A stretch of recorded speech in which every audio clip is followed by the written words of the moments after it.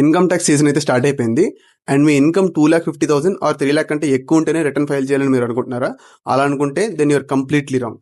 ఎలానో ఎక్స్ప్లెయిన్ చేస్తాను. వీడియోని సేవ్ చేసుకొని అకౌంట్ అయితే ఫాలో కొట్టండి. మీరు మీ సేవింగ్స్ బ్యాంక్ అకౌంట్లో 50 lakh కంటే ఎక్కువ డిపాజిట్ చేసి ఉంటే మీరు మ్యాండేటరీగా రిటర్న్ అయితే ఫైల్ చేసుకోవాలి.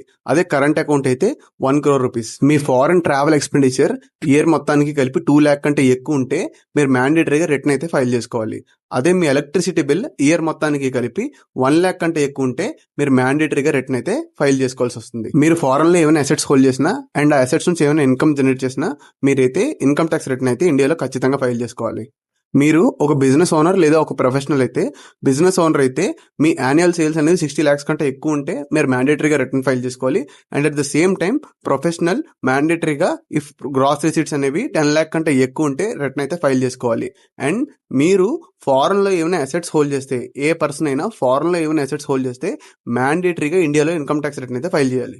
ఇవన్నీ కాకుండా మీ టీడీఎస్ ఆర్ టీసీఎస్ యాన్యువల్ గా 25,000 కంటే ఎక్కువ డిడక్ట్ అయి ఉంటే మీరైతే ఇన్కమ్ ట్యాక్స్ రిటర్న్ అయితే ఖచ్చితంగా ఫైల్ చేయాలి. లాస్ట్ పాయింట్, ఇది చాలా ఇంపార్టెంట్ అండ్ యూస్ఫుల్ పాయింట్. మీరు ఒకవేళ బిజినెస్ ఓనర్ అయితే అండ్ మీ బిజినెస్ లో ఈ ఇయర్ లాస్ ఇంకర్ అయితే ఈ లాస్ ని మీరు నెక్స్ట్ ఇయర్ క్యారీ ఫార్వర్డ్ చేయాలంటే బిఫోర్ డ్యూ డేటే మీరు ఇన్కమ్ ట్యాక్స్ రిటర్న్ అయితే ఫైల్ చేయాలి. సో ఈ అన్ని కేసెస్ లో ఈవెన్ దో మీ ఇన్కమ్ 2.5 lakh ఆర్ 3 lakh కంటే తక్కువ ఉన్నా సరే మీరైతే ఖచ్చితంగా ఇన్కమ్ ట్యాక్స్ రిటర్న్ అయితే ఫైల్ చేయాలి. బేసిక్ ఎగ్జామ్షన్ లిమిట్ దాటితేనే ఇన్కమ్ ట్యాక్స్ రిటర్న్ ఫైల్ చేస్తాను అనుకున్న మీ ఫ్రెండ్కి అయితే ఈ రీల్ ని ఖచ్చితంగా షేర్ చేయండి.